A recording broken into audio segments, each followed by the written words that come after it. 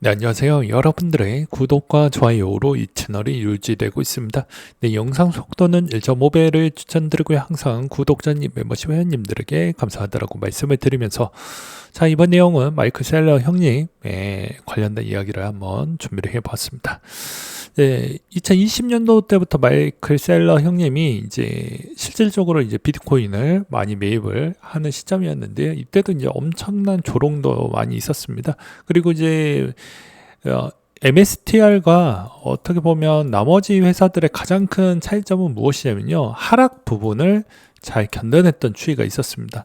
여기에서도 이제 보시다시피 상승을 했었을 때 좀 더 많이 모으는 형태를 볼 수 있고, 하락기 패턴에서는 좀 덜 모으는 형태를 볼 수 있습니다. 상승기 패턴 더 많이 모으는 부분을 좀 볼 수가 있고, 오히려 횡보 패턴 때에서는 잘 안 모으는 형태를 볼 수가 있을 것 같습니다. 이거는 이제 엄밀히 따지면 아무래도 이제 아비트라지 부분도 좀 신경을 쓰는 것 같고, 그 다음에 내재 변동성 추이도 좀 신경을 써서 어떻게 보면 기간에 따른 수익성을 좀 맞출 수 있을 만한 상품 조건에 맞출 수 있는 그 부분을 제공을 해야 되는 측면을 좀 신경을 쓰는 것 같다라고 저는 그렇게 좀 추론을 하고 있는 바라고 보시면 될 것 같습니다. 그리고 이제 나머지 기업들이 이제 대부분 따라하고 있는데, 그래도 이제 매번 이야기를 했지만 1등은 거의 이제 정해졌습니다. 그리고 1등을 따라가기에는 저는 좀 벅찰 거라고 생각을 하고 있는데요. 그건 이제 21년도 시즌에서 무너졌던 시기에도 MSTR은 살아남았지만 나머지 기업들은 언제든지 배신을 할 수 있는 가능성이 존재를 합니다. 그거는 이제 회사 경영이 워낙 좋지 않으면 언제든지 회사 경영 부분을 들먹이면서 이제 포지션을 변경할 가능성이 매우 높다라고 저는 생각이 들기 때문입니다. 그렇기 때문에 여러분들은 이제 제가 매번 이야기했듯이 셀러 형님의 이제 2인자를 찾아야 된다. 라고 제가 이야기를 많이 하고 있어요. 왜냐하면 셀러 형님의 2인자만 찾는다고 해도 비트코인이 여기에서 더 많이 성장을 어차피 할 것이기 때문에 2인자, 3인자 정도로만 찾는다고 하더라도 상당한 이익을 독차지할 수가 있는데, 이걸 이제 대부분 이제 누가 그게 될 것이냐, 그게 이제 미국 회사에 있는 쪽에서 나올 수도 있고요, 아니면 다른 나라에서도 나올 수도 있습니다. 근데 거의 이제 정석으로 따라하고 있는 쪽이 일본의 메타플래닝 부분이 좀 보여지기도 하고, 그 다음에 나머지 쪽에서도 약간씩은 이제 그런 경향성을 좀 보여주고 있기는 하는데, 아직 구체적으로 이 회사가 2등이 될 것 같습니다 라고 보기에는 어려울 것 같습니다. 대부분 이제 채굴 회사들이 좀 많이 껴져 있고 하다 보니까 누가 2등이 될지는 모르겠어요. 그래서 좀 정리가 되고 나서 2등 부분이 좀 많이 올라갈 것이다. 왜냐하면 자산가치 평가의 부분 추이와 기업의 시가총액 추이에 있었을 때 여전히 1등은 너무 많이 올랐기 때문에 2등 쪽으로 밸류에이션이 좀 더 높게 평가를 받을 수 있는 가능성이 열려져 있다라는 것입니다. 그래서 이제 일본 안에서도 대부분 메타플래닉도 비트코인을 모으고 나서 비트코인이 좀 프리미엄을 적정 수익비까지 잘 나오다 보니까 그때부터는 10배가 올랐습니다. 그러니까 마찬가지로 시가총액 대비해서 비트코인이 못해도 한 10에서 20%만 올라가 준다고 하더라도 그 기업에 있는 기업가치 평가 비중이 드라마틱하게 많이 올라갈 수가 있기 때문에 이런 점이 오히려 이제 이점이라고 볼 수가 있을 것 같고요. 이걸 이제 계기로 여러분들은 선택을 하셔야 됩니다. 나의 포지션을 어디에다가 맞출 것이냐 인데요. 이제 우리는 알트코인 부분은 공부를 해야 되는 건 맞긴 하지만, 그래도 알트코인에 너무 무리한 베팅에 하는 건 좀 바람직하지 않을 것 같다. 오히려 이제 가성비 투자 부분으로 가야 된다. 그러니까 무슨 말이냐면, 그냥 이걸로 내 인생을 바꿔보는 것보다 그러니까 하방, 제로가 되는, 돈이 제로가 되는 제로섬 게임에는 하지 말고, 하방은 못해도 어느 정도 하락을 맞는다라고 하더라도 다시 재기가 가능할 수 있는 정도를 뜻하는 거예요. 그렇기 때문에 최근에 이제 동향이 거래소에 있는 비중에 있는 추이의 거래량은 좀 많이 떨어지고 있는 형태입니다. 그리고 오히려 다시 프리미엄이 조금씩 더 붙어주고 있는 실정도 볼 수가 있을 것 같습니다. 그러니까 이런 종합적인 추이를 좀 보았을 때는 여전히 이제 옛날과 좀 다른 경향성을 많이 보여주고 있다라고 저는 말씀을 드리고 싶어요. 그래서 이제 이 프리미엄 추이가 어느 정도 안 껴야 되는데 지금 다시 껴져 가고 있는 모습이 좀 포인트라고 볼 수가 있을 것 같고요.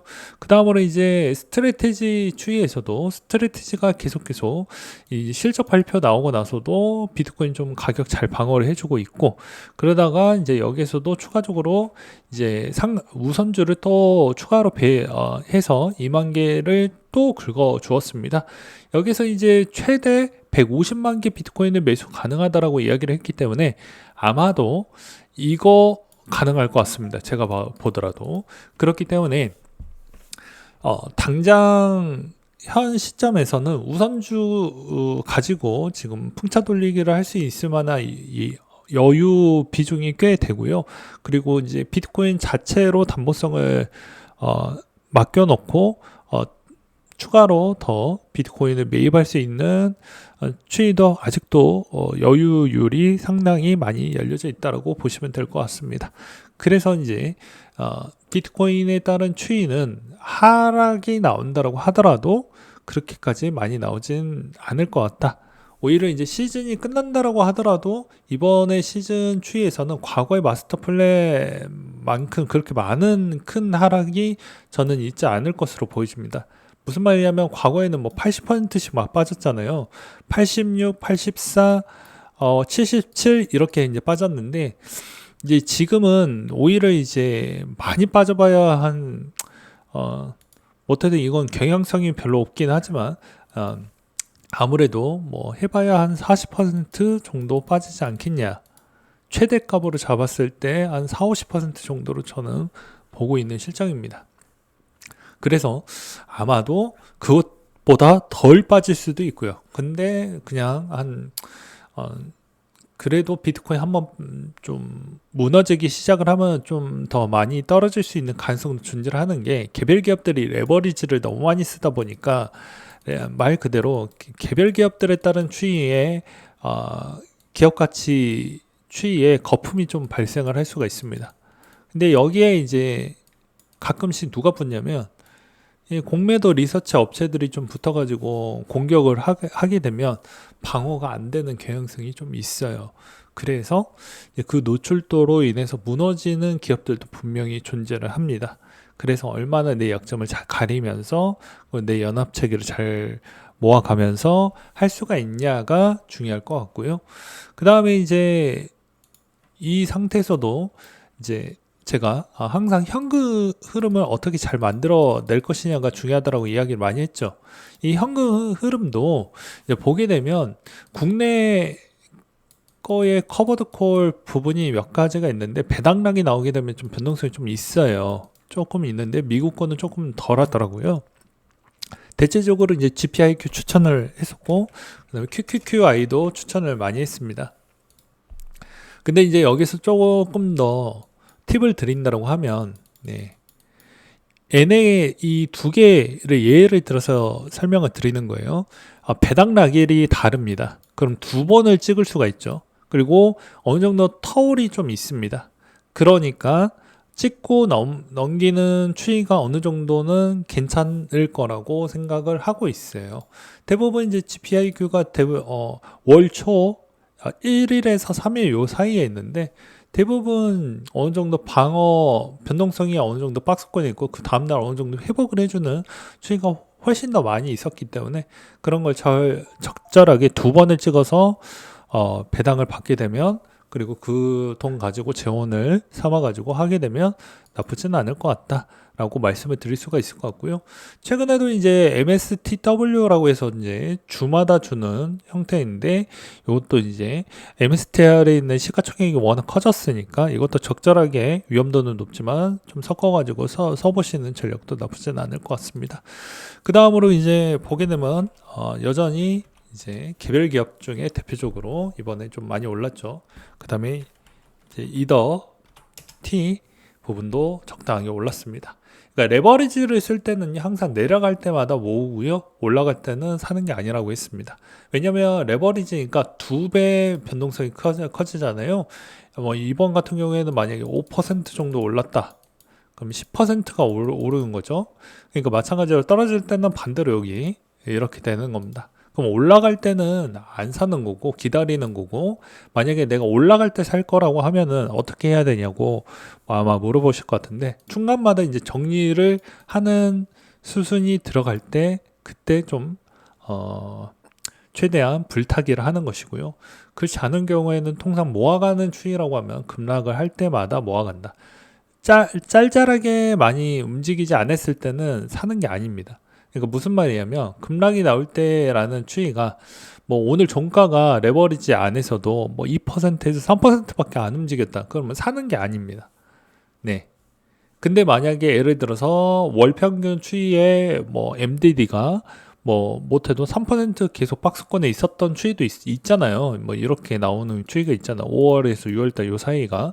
그러면 이런 경우도 있기 때문에 날짜 부분에 있었을 때도 대충 좀 보시고, 아, 여기서 이 정도 추이에서도 차트를 조금 더 보실 줄 안다고 하면, 아, 이 구간에서는 이 MDD의 최대 폭이, 최대 낙폭이 이 정도니까 여기서 한 번 더 모아야 되겠다, 뭐 이렇게 나올 수 있고, 아니면 이번 달은 포기를 하고 다음 달에 두 번 더 사는 그런 전략으로도 가져가실 수는 있겠죠. 그리고 마찬가지로 이 이제 개별기업은 레버리지가 더 훨씬 더 높기 때문에 이제 레버리지를 모을 때도 마찬가지로 내려갈 때 좀 더 많이 모으고 올라갈 때는 사지 않는다라는 원칙을 가져가셔야 됩니다. 올라갈 때 살 때는 매도가 거의 근접할 때만 이런 전략으로만 기본적으로 쓰셔도 크게 문제되지는 않는다라고 볼 수가 있을 것 같고요. 그 다음에 이제 남은 시간으로는 이제 내 레버리지 배수를 어느 정도로 맞출 거냐가 중요합니다. 1.5배, 1.75배, 2배, 3배, 많게는 4배까지도 할 수 있는데, 이걸 어떻게 맞출 거냐 관건이 될 것 같은데요. 이제 그거는 제가 알려드렸던 저번 시간에 혼합 비율을 적절하게 섞으면 최대 효과와 최저 효과 부분도 설명을 드렸기 때문에, 이 전략적 배수를 잘 생각을 해보신 다음에, 그 다음에 추가적으로 난 도대체 이제 계산도 잘 못하고 뭐 이렇게 수학에 좀 많이 약하다라고 하면 GPT가 있습니다. 요즘 세상 많이 좋아졌어요. 그렇기 때문에 그런 걸 잘 운영을 해서 백테스팅도 좀 몇 번 돌려보다 보면 나한테 맞는 거, 그리고 여기서도 추가적으로 아직 불확실성은 많이 있지만 개별기업 쪽에 진짜 관심이 많다라고 하면은 개별기업의 비중을 극대화해가지고 될 때까지 계속 밀어붙이는 전략으로 가야 됩니다. 물론 개별 기업들에 따른 배신을 할 수도 있기 때문에 재무지 건전성이나 그 다음에 이때까지 해왔던 발언 부분을 꼭 체크를 하시면서 투자를 임하셔라 라고 말씀을 드릴 수가 있을 것 같습니다. 최근에 이제 톰리도 마찬가지로 요즘에 월가에서 자금이 계속 들어오고 있습니다. 이더리움 계속 많이 사고 있습니다 라고 하지만, 저는 개인적으로 이제 비트코인 부분 추이로만 본다라고 하면 이제 올라갈 수 있을 만한 여지는 조금 더 이제 러프하게 좀 잡아놨잖아요. 그러면 반대로 이야기를 하면 이제 비트코인 가지고 추가 수익을 낼 수 있는 상단은 어느 정도 이제 정해져 있다라고 볼 수가 있습니다. 특별하게 이슈가 나오지 않고서야는 말이죠. 그러면 이제 여기에서 마지막에 이제 피날레 장식을 해줄 수 있는 추이의 퍼포먼스는 여전히 이더리움 부분이라고 저는 생각을 합니다. 왜냐하면 저번에도 이야기했듯이 객관적으로 평균 단가 추이가 하방이 아주 잘 지지를 해왔던 추이를 볼 수 있고요. 상방으로 가더라도 여기에 있는 이 상방과 하방의 중간값으로만 계속 모아간다고 하더라도 부담이 없고요. 그 다음에 이 가격대 추이에서 놀았던 시기가 상당히 깁니다. 무려 올해까지 다 포함을 하면 대충 한 3한 초중반 정도 때까지 이 평균 중간값 가격에 거의 머물고 있기 때문에 저렴한 추이라고 볼 수는 있어요. 그리고 최근에 이제 이더리움 부분을 또 하나하나씩 좀 뜯어가지고 보게 되면요. 어딨냐? 이 공급 부분하고 가스비 부분 추이가 어느 정도는 개선이 되었다는 걸 볼 수가 있습니다. 그래서 이제 과거에 이제 디파이 부분도 조금 개선이 됐고 앞으로도 좀 나쁘진 않을 것 같다라고 생각이 들기 때문에 여전히 이더리움 가능성 매우 좋게 보고 있는 실적입니다. 여기서도 이제 추가적으로 너는 왜 이렇게 주식 이야기만 좀 많이 하니? 라고 하면 여러분들 돈 벌려고 하는 거지, 누가 만약에 주식이 뭐 텐베거가 더 많이 터져진다라고 만약에 소문이 났으면 여러분들 코인 안 하실걸요? 그러니까 마찬가지로 그런 고지식한 부분을 내려두시고 내가 돈 벌 수 있는 환경 부분에 뭐가 더 적합한 건지, 뭐 어느 쪽이 지금 돈이 잘 벌리고 있는 쪽인지를 더 집중을 해서 보시는 습관을 꼭 가져가시길 바라겠습니다. 여러분들이 기술자가 아니고요, 그 다음에 여러분들이 학자가 아니고서야 굳이 그런 거에 고집 피우시고 그럴 필요성이 저는 없다라는 주의입니다. 왜냐면 이제 코인 쪽에서 많이 그렇게 좀 튀겨봐야 실질적으로 그렇게 많이 올라가지 않는 게 많습니다. 그렇지 않습니까?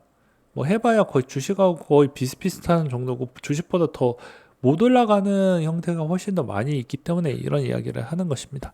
그리고 한 방에 튀기려고 한다고 하면 훨씬 더 차라리 더 안전한 자산에 레버리지를 더 써서 더 가중치를 두는 게 더 낫다. 왜냐? 하방이 달라진다니까요. 진짜 하방이 정말 무섭게 달라집니다. 왜냐면 한번 봐보세요. 상장을 처음 할 때는 기대감으로 올랐지만 블라스트도 그 다음부터는 어떻게 됐습니까? 아주 그냥 밑으로 꽂아버리잖아요. 이런 거를 여러분들 물론 가능성은 한 번 더 올라갈 수는 있겠지만 이 정도만큼의 있는 시간을 여러분들 기다릴 수 있냐라는 거죠. 그리고 내 본전이 만약에 여기 고점이라면 거기까지 믿음의 영역까지 갈 수가 있냐라는 것이죠. 그게 이제 과거 대비보다 더 힘들어진 추이가 올 수밖에 없는 이유는 요 이야기까지 하고 마무리를 짓겠습니다. 이제는 ETF가 생겼고 이제는 개별 기업까지도 생겼습니다. 그럼 여기에서도 보이지 않는 벽이 생겼다라고 보시면 됩니다. 왜? 나머지 코인들은 그럼 뭐 하고 있냐라고 질타를 받겠죠. 그러면 이제 진짜로 뭐 규모가 안 되거나 그 다음에 프로젝트가 좀 안 좋거나 그 다음에 뭐 엄밀히 따지면 그런 계획도 없는 그런 코인들은 이제 색출해서 떨어져 나가는 것입니다. 그러면 실질적으로 이쪽에 있는 그룹들만 더 성장을 더 많이 할 수밖에 없게 되는 것이죠. 여기에 모여져 있는 쪽으로만 돈이 갈 것이기 때문에. 그래서 제가 이런 우려적인 측면도 같이 이야기를 해드린다고 볼 수가 있을 것 같습니다. 아무튼 내가 돈이 없으면 돈이 나올 수 있을 만한 부분을 계속 문을 두드리면서 연구를 하는 게 맞는 거예요. 근데 그 부분을 제가 조금 더 일찍을 했고 조금 더 연구를 했기 때문에 그런 거를 알려드리는 부분이 있긴 하지만 그걸 자기 것과 자기에 있는 습관으로 좀 만들어 가지고 잘 활용하시고 잘 쓰시길 바라겠습니다.